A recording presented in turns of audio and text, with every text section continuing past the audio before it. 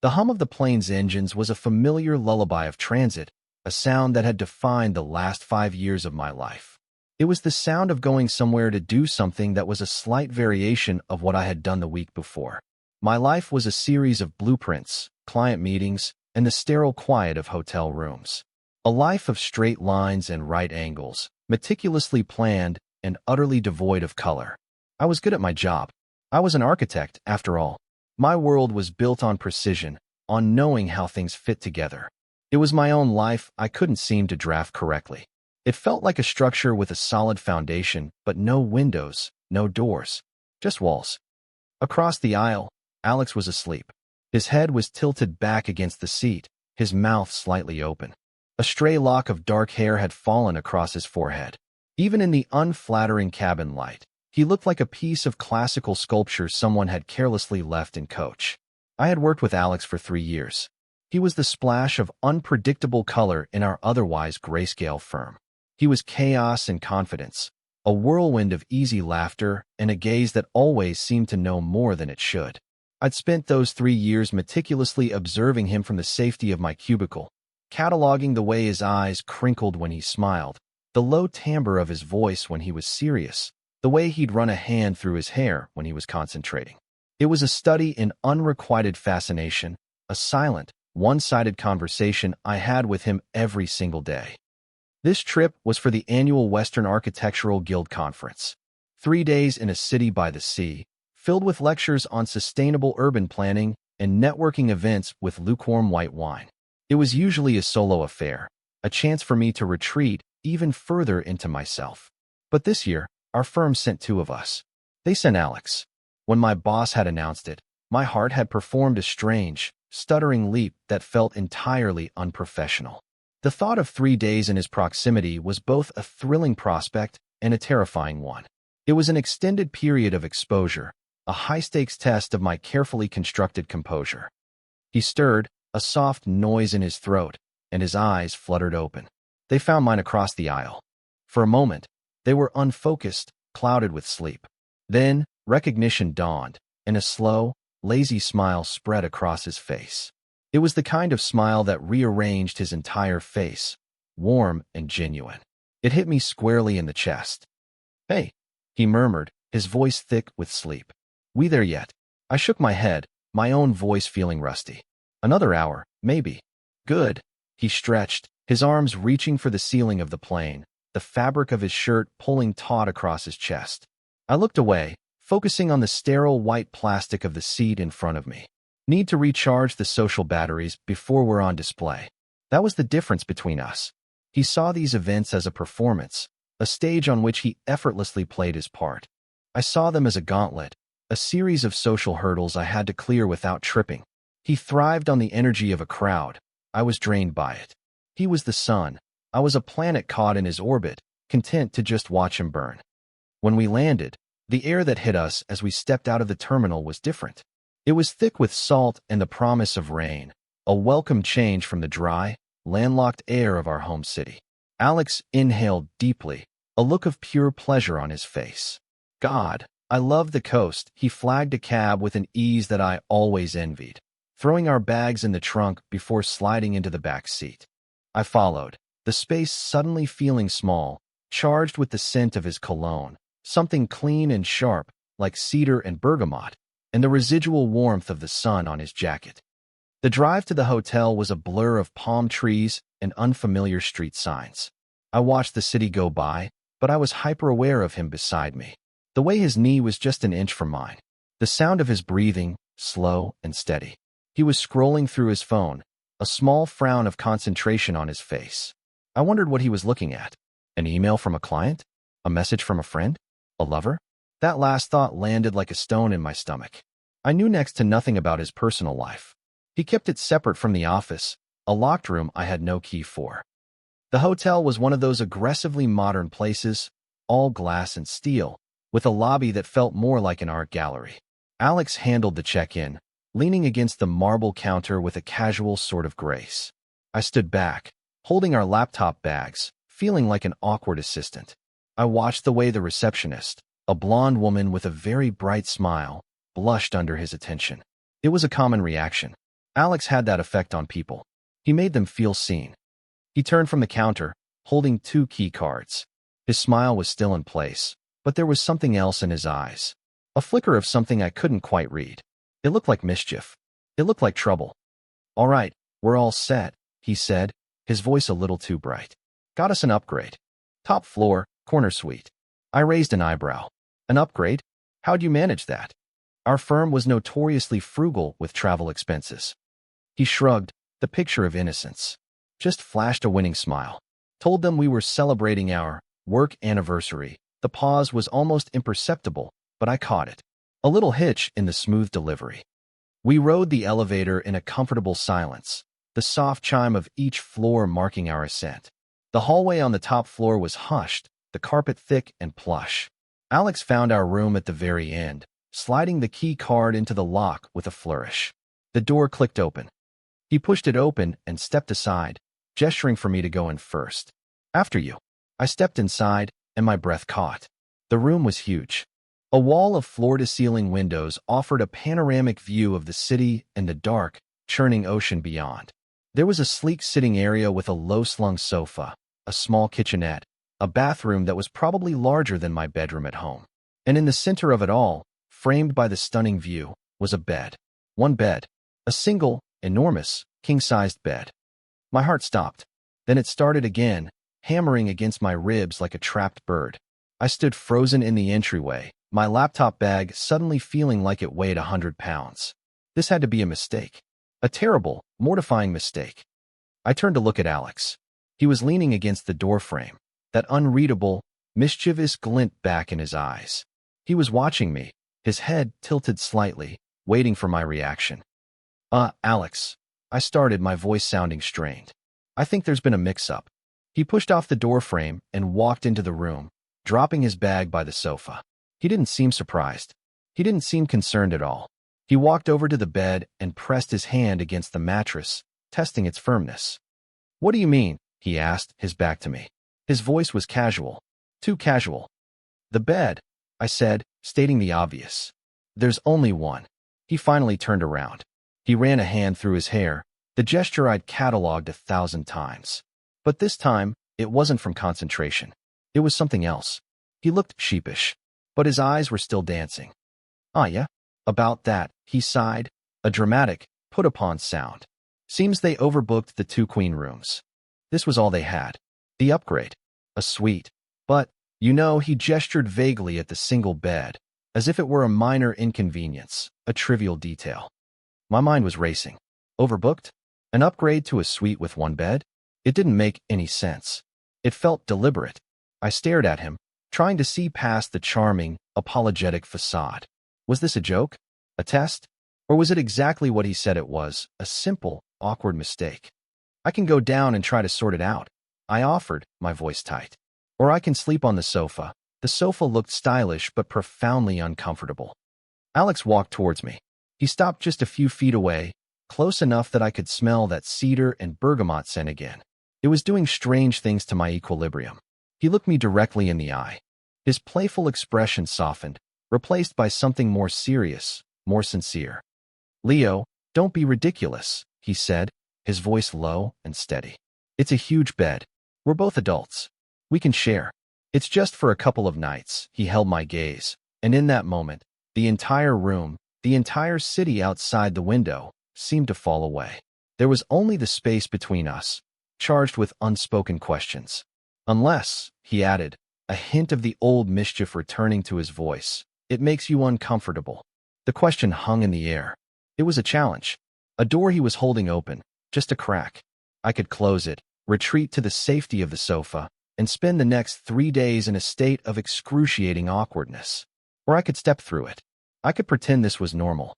I could pretend my heart wasn't trying to beat its way out of my chest. I took a breath. "No," I said, surprised at how steady my own voice sounded. "It's fine. It's just a bed." It was a lie. It was the biggest lie I had ever told. And as Alex's face broke into a slow, genuine, devastatingly beautiful smile, I had the distinct feeling that he knew it, and that he was perfectly, absolutely okay with it. The first evening was a masterclass in avoidance. We unpacked in a charged silence, each of us claiming a side of the cavernous closet, our movements precise and careful, as if we were handling delicate explosives. I took the side of the bed farther from the door, a purely arbitrary decision that felt momentous.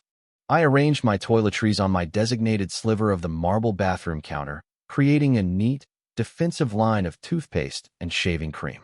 Alex's things were already there, scattered with a casual confidence that I envied. A sleek black razor, a bottle of that cologne, a tube of something I couldn't identify. It felt impossibly intimate, sharing this small, private space. We had to attend the conference welcome reception. It was held in a sprawling ballroom downstairs, a sea of navy suits and polite laughter. Alex was in his element. He moved through the crowd like a shark, all grace and predatory charm. He'd grab my elbow, pulling me into a conversation with a senior partner from a rival firm, introduce me with a glowing compliment that made my cheeks burn, and then glide away, leaving me to stumble through small talk. I watched him from across the room, a glass of terrible wine clutched in my hand. I watched the way people were drawn to him, the way he commanded a room without ever raising his voice. He'd laugh at a joke, his head thrown back, and his eyes would, for a fleeting second, find mine across the crowded space. He'd give me a small, conspiratorial wink, a silent message that said, "Can you believe this?" And in that moment, I'd feel like we were a team, the two of us against the world of beige canapes and forced networking. I spent most of the night observing. It was what I was good at. I watched Alex's hands. He talked with them, punctuating his sentences with sharp, decisive gestures. I watched the way he would lean in close to listen to someone, making them feel like they were the only person in the room. A hand would land on a shoulder, a forearm, a fleeting touch on the small of someone's back. They were casual, friendly gestures, the kind of tactile communication that came naturally to him. But every time he did it, I felt a strange pang, a mix of jealousy and longing. I wondered what it would feel like to have that casual, confident touch directed at me. Not as a colleague, not as a placeholder in a conversation, but as something more. Later, we found ourselves standing on a balcony overlooking the hotel's immaculate gardens. The air had cooled, and the scent of night-blooming jasmine hung heavy in the air. The noise of the party was a dull roar behind us. For a few minutes, we just stood there, watching the lights of the city twinkle in the distance. "You're quiet tonight," Alex said, his voice a low rumble beside me. He wasn't looking at me, but at the horizon. "I'm always quiet," I replied. It was the truth. He turned his head to look at me then. The balcony was dimly lit, but I could see the sincerity in his eyes. "No, not always. In the office, you're focused, concentrated. That's different. Tonight, you seem far away." His perception was unnerving. He saw things I didn't think anyone noticed. I felt a sudden, desperate urge to be honest, to tell him that I wasn't far away. I was just right here, and the proximity to him was so overwhelming that it had short-circuited my ability to speak. But I couldn't. The walls I'd built were too high. "Just tired from the flight," I lied, taking a sip of my wine. He didn't push. He just nodded, turning back to the view. "Fair enough." A beat of silence passed. "You know," he said, his voice softer now, "you don't have to try so hard." I frowned. Try so hard at what? At this? He gestured vaguely back towards the ballroom. "All the networking. The smiling. I see you. You look like you're in pain." He said it not with judgment, but with a surprising gentleness. "It's okay not to be the life of the party, Leo. You're the one who does the actual work back at the office. Everyone knows it." My breath hitched. It was the nicest thing anyone at the firm had ever said to me. It was a simple observation, but it felt like he had reached inside my chest and calmed a frantic, fluttering thing. He saw me, not just the quiet architect, but the person underneath, the one who was struggling. "Thanks," I managed to say, the word feeling inadequate. He nudged my shoulder with his. A small, simple touch.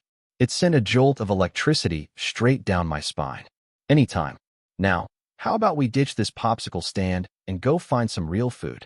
We ended up at a small, unassuming taco joint a few blocks from the hotel. The air was thick with the smell of grilled meat and cilantro. We sat at a small table by the window, and for the first time all day, I felt myself relax. Away from the conference, away from the pretense, it was just us. Alex talked about his childhood, about a disastrous fishing trip with his father. He was funny and self-deprecating, and I found myself laughing, a real, genuine laugh that felt rusty from disuse. I watched him as he ate, the way he meticulously assembled his tacos, the focused look on his face. It was the same look he got when he was sketching a new design. I was so caught up in my observation that I didn't realize he had stopped talking and was now watching me. "What?" I asked, suddenly self-conscious. Did I have something on my face? He smiled, a slow, soft smile. "Nothing," he said. It's nice to see you laugh." The walk back to the hotel was quiet, but it was a different kind of quiet than before. It wasn't fraught with tension. It was comfortable, companionable. The city lights reflected off the damp pavement, and our footsteps echoed in the empty streets. When we got back to the room, the single bed seemed to dominate the space, a silent, waiting monolith. The easy camaraderie of dinner evaporated, and the tension was back, thicker than before. "I'll shower first, if that's cool," Alex said, already pulling his shirt over his head. I averted my eyes, but not before I caught a glimpse of the smooth, tanned skin of his back, the sharp line of his shoulder blades. My mouth went dry. "Yeah, sure. Fine." I busied myself with unpacking the last of my things, my movements jerky and unnatural. I could hear the sound of the shower running, the rhythmic hiss of water against tile. I tried not to picture it. I tried not to think about him standing under the hot spray, water sluicing down his body.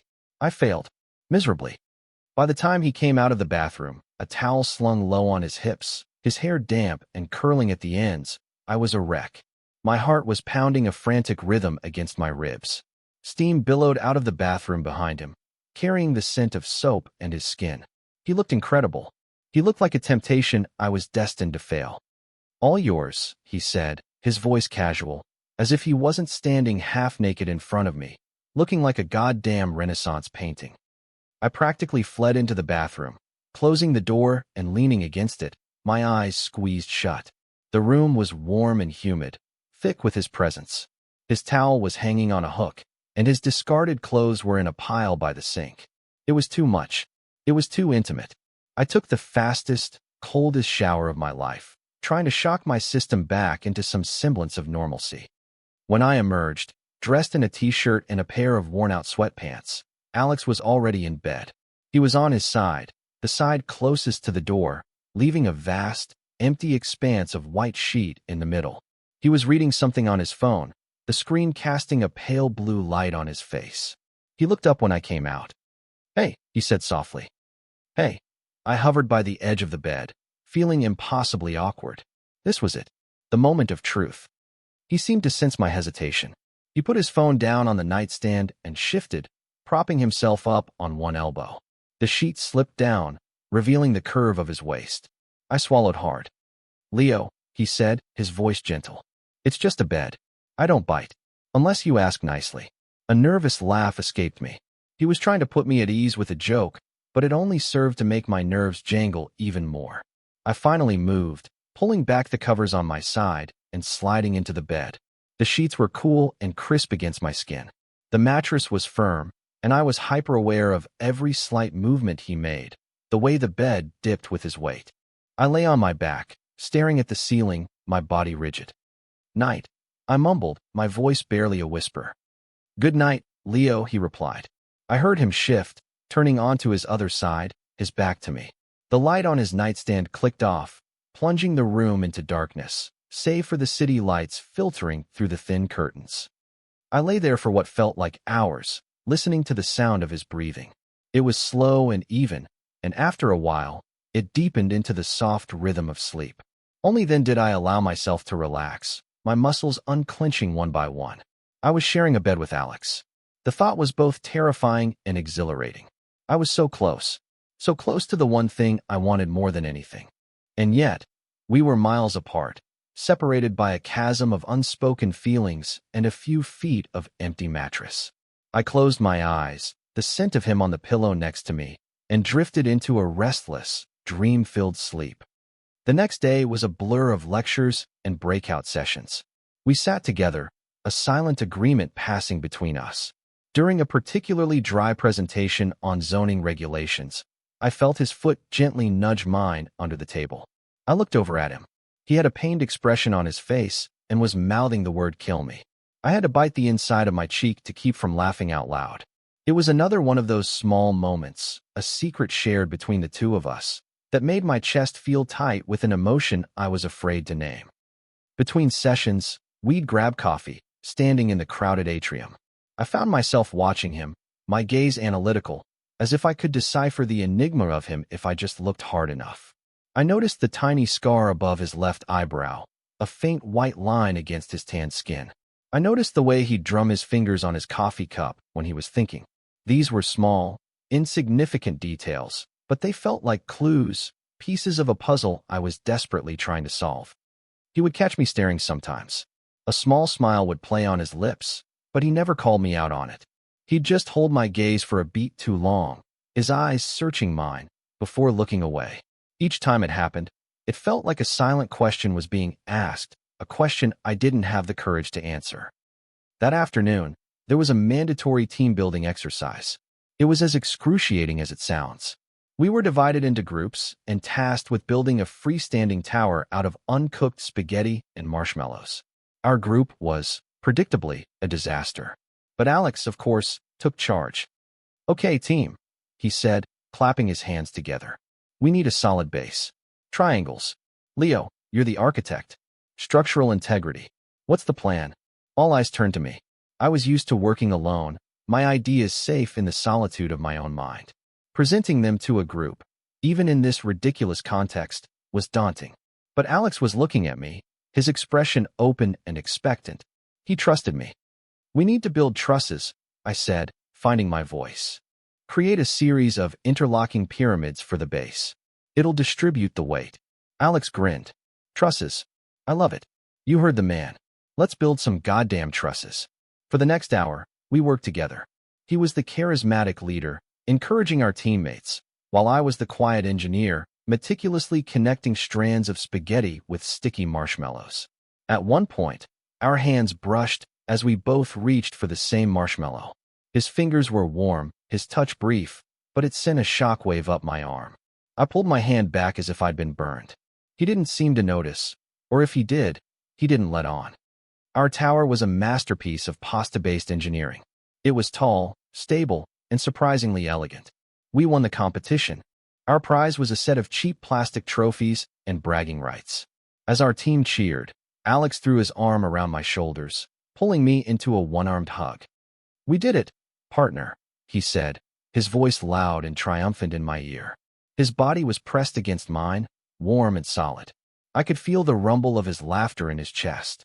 For a moment, I let myself lean into it, to savor the feeling of his arm around me. It felt right.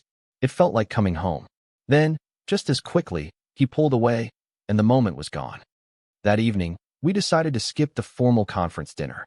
The idea of another night of forced smiles and small talk was mutually unappealing. Instead, Alex suggested we order room service and watch a movie. It sounded deceptively domestic, dangerously comfortable.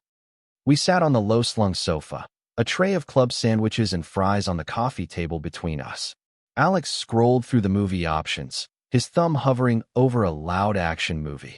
"Or," he said, a mischievous glint in his eye, "we could watch that pretentious French film about the lonely mime. I hear it's life-changing."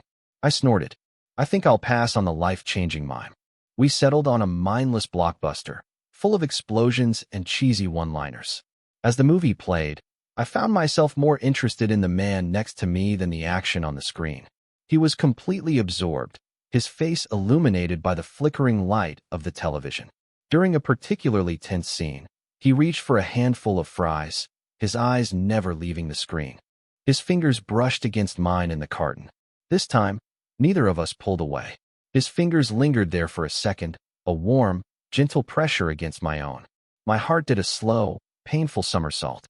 It was a small thing, a meaningless, accidental touch. But in the quiet, intimate space of our hotel room, it felt like a confession. It felt like a promise. My mind replayed the moment over and over, analyzing it from every angle. Was it an accident? Or was it a test? Was he waiting for me to pull away? The fact that I hadn't, that I had let my fingers rest against his for that brief, charged second, felt like a monumental step. When the movie ended, an easy silence settled over the room. The credits rolled, casting a soft glow.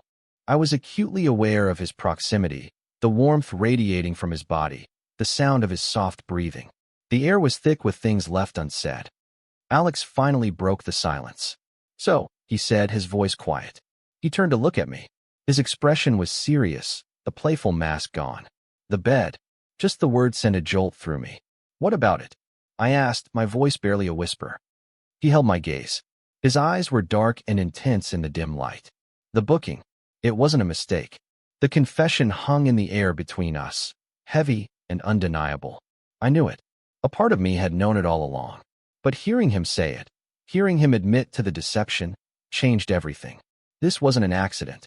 This was a choice. His choice. My mind went blank. I didn't know what to say. I just stared at him, my heart pounding a frantic, chaotic rhythm.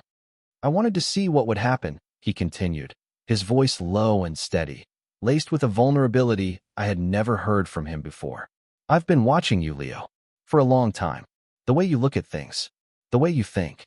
There's a whole world inside you, and you don't let anyone see it. I wanted to see it." He was admitting it. He was admitting that he saw me, that he was interested. The one-sided fascination wasn't one-sided at all. He had been observing me, just as I had been observing him. The thought was staggering. It tilted the axis of my world. "Why?" I managed to ask, the word feeling small and fragile. He gave me a small, sad smile. "Because I think you're incredible. And I think you have no idea," he paused, his gaze searching my face. "And because seeing you every day and not being able to, it was driving me crazy." He didn't finish the sentence, but he didn't have to. The unspoken words hung in the air between us, shimmering with possibility. Not being able to touch you, not being able to know you. He reached out then, his hand moving slowly, tentatively, as if he was afraid I would flinch away. His fingers brushed against my cheek, his touch feather-light. My skin tingled where he touched me. I leaned into his hand, a silent surrender. My eyes fluttered shut. This was it, the tipping point, the moment where everything could change. The air crackled with tension, with years of unspoken longing.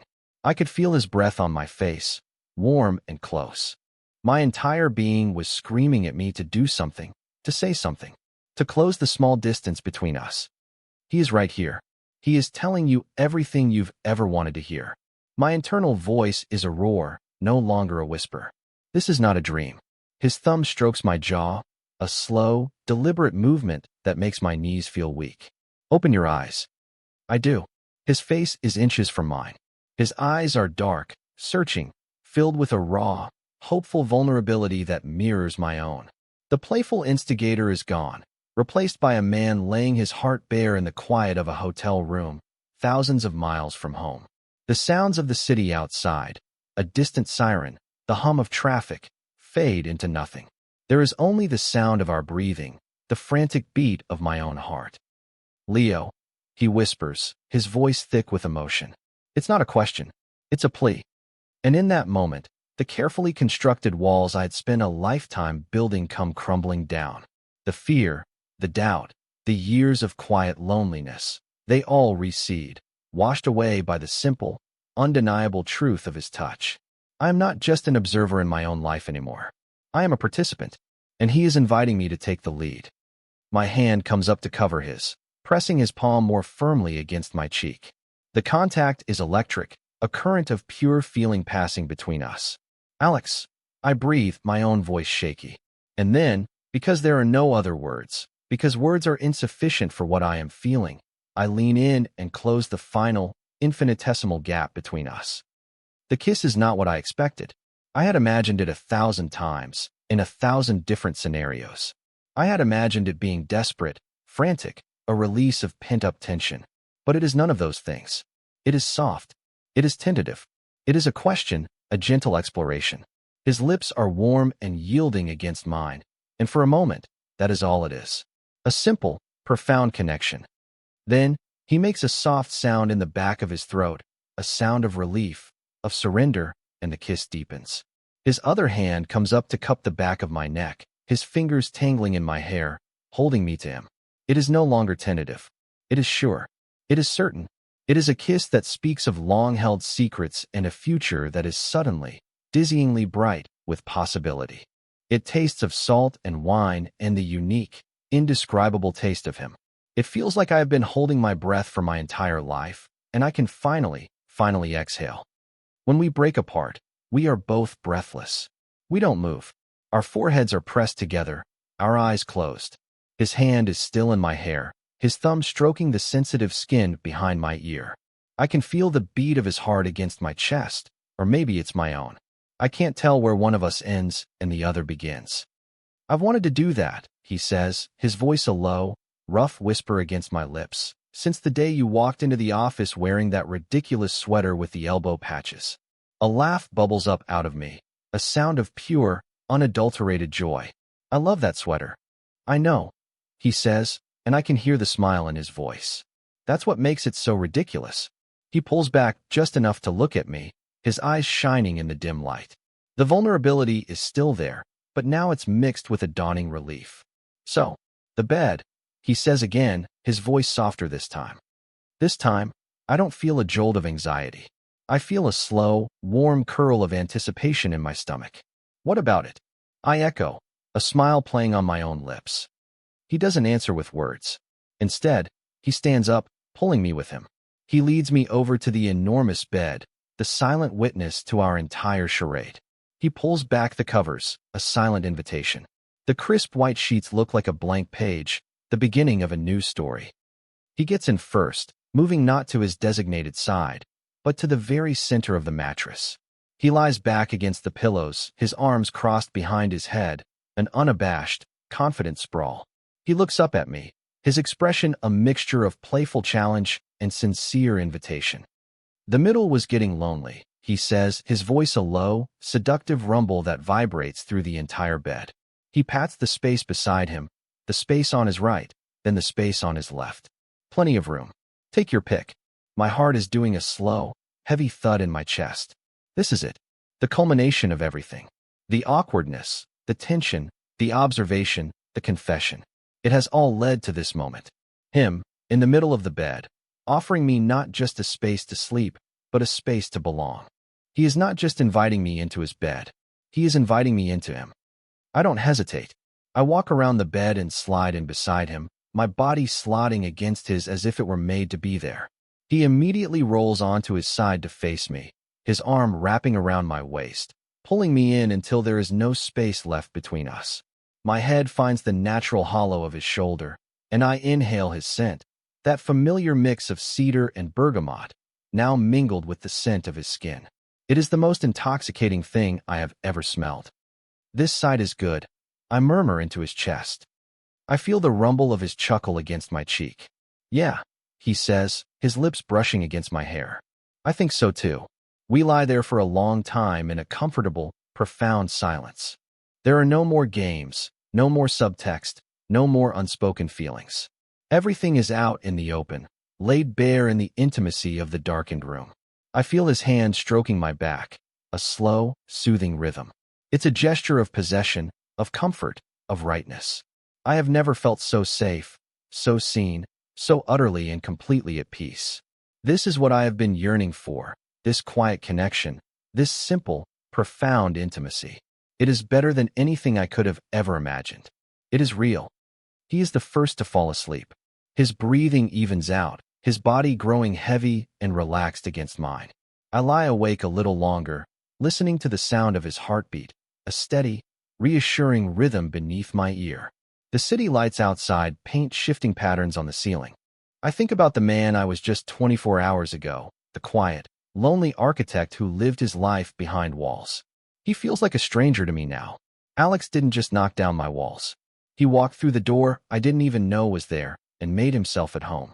I close my eyes, a genuine smile on my face for the first time in a long, long time, and let myself drift off to sleep, wrapped in the warmth and safety of his arms. I woke to the unfamiliar weight of an arm slung across my waist and the soft, steady puff of breath against the back of my neck. For a disoriented moment, my mind scrambled to make sense of the situation. The scent of him, cedar and sleep, filled my senses before the memories of the previous night came rushing back, a warm, overwhelming tide. The confession, the kiss, him taking the middle of the bed, my body, which had been tense and on guard for years, was completely relaxed, tucked against the solid warmth of his. Panic, a cold and familiar companion, tried to snake its way into my chest. What now? What does this mean? Was it a mistake?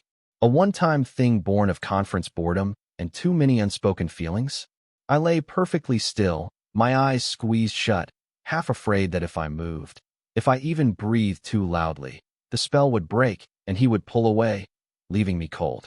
The silence of the early morning felt heavy with unspoken expectations.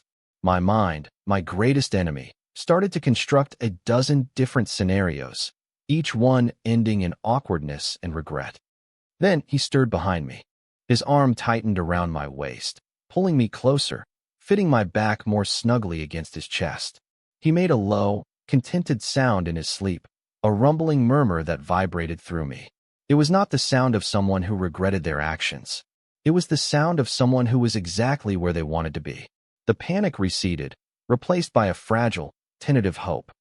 I lay there for what felt like an eternity, simply existing in this new reality.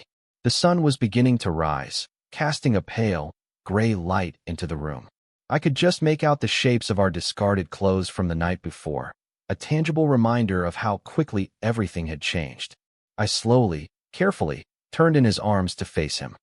He was still asleep. His face, usually so animated and expressive, was calm and peaceful. The faint scar above his eyebrow was more pronounced in the morning light.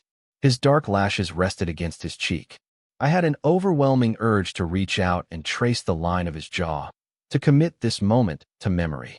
I resisted. I was still afraid of breaking the spell.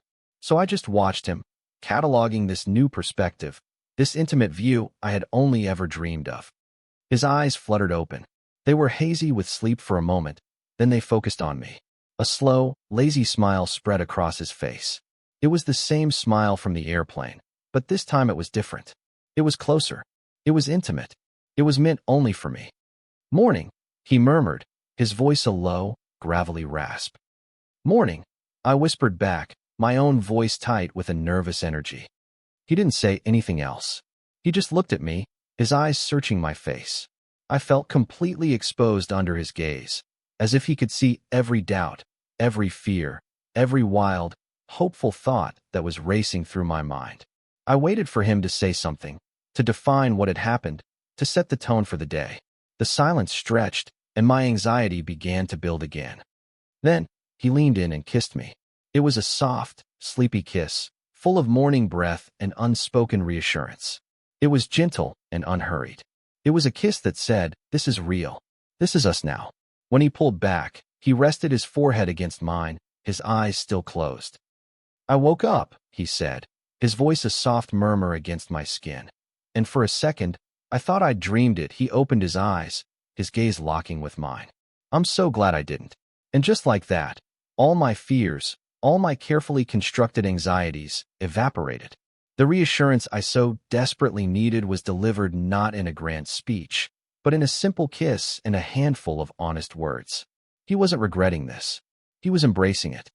"Me too," I said, and the relief in my own voice was palpable. A comfortable silence fell between us again, but this time it was easy, filled with the quiet joy of mutual understanding. We had a full day of the conference ahead of us, a series of lectures, and a final networking lunch. The thought of navigating that world, the world of our colleagues and professional personas, felt daunting. How were we supposed to pretend that nothing had changed when, in fact, everything had? As if reading my mind, Alex sighed. "So, today," he said, his thumb tracing a slow circle on my hip. "How do we play this?"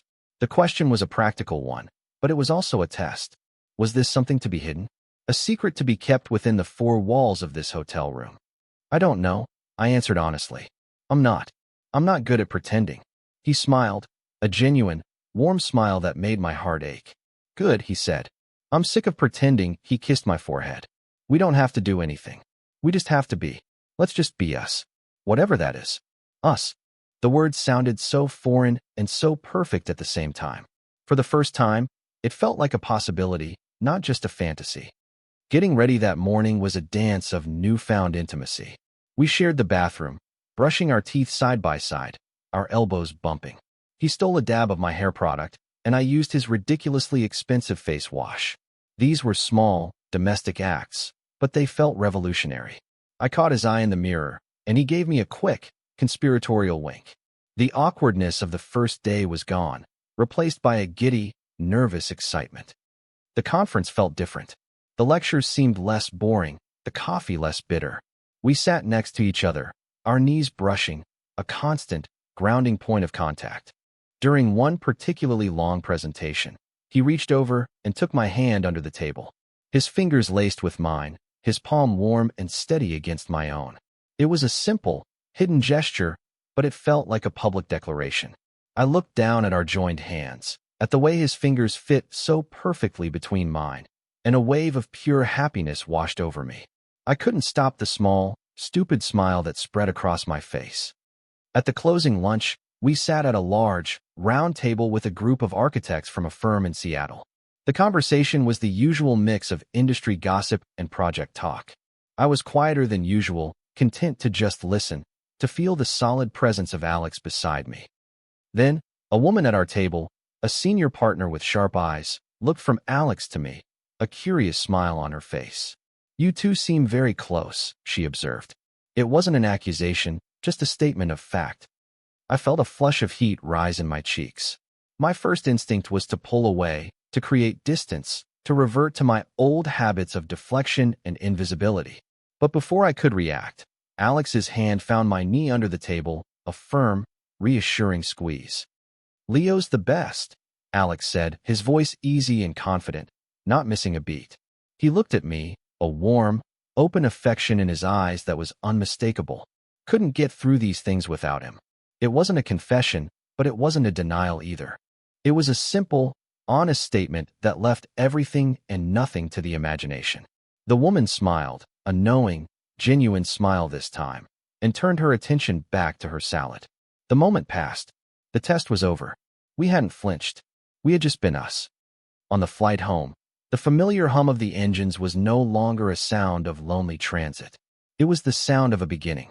We sat next to each other this time, our shoulders pressed together. I was ostensibly reading a design magazine, but I hadn't turned the page in 20 minutes. Alex was asleep, his head resting on my shoulder. His breathing was a soft, steady rhythm against my neck.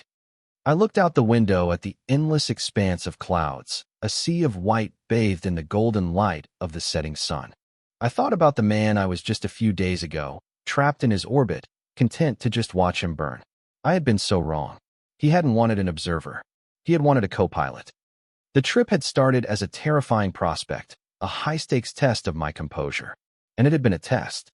But it was one I had passed, not by being composed, but by finally letting myself fall apart, by letting someone see the person behind the walls. When we landed, the air of our home city felt the same as always, but I was different. The world seemed sharper, more vibrant. As we waited for our bags at the carousel, a comfortable silence settled between us. The future was a blank page. We hadn't talked about what would happen next, about what this meant for us back in the real world, back in the office. The old Leo would have been consumed by this uncertainty, terrified of the potential for it all to fall apart. But the new Leo, the one who had spent the last 48 hours being truly seen, felt a quiet sense of calm. Alex's bag came out first. He pulled it off the carousel and then waited with me, even though he could have left. When mine finally appeared, he grabbed it for me before I could. Another small, simple gesture that spoke volumes. We walked out of the terminal into the cool night air. The taxi stand was crowded. "My place or yours?" Alex asked, the question so casual, so matter-of-fact, that it took my breath away. It was a question loaded with promise, with the assumption of a shared future, even if that future was only tonight. I looked at him, at the man who had so deliberately and beautifully upended my entire world. The man who saw the world inside me and wasn't scared away by it. He just smiled, waiting for my answer. My apartment was a reflection of me, neat, orderly, and meticulously impersonal. It was a place to sleep, not a place to live. Alex's place, I imagined, was full of life and color, just like him. The choice was obvious. "Yours," I said, a smile spreading across my face. "Let's go to yours." We got into a cab, our luggage in the trunk, our shoulders brushing in the back seat.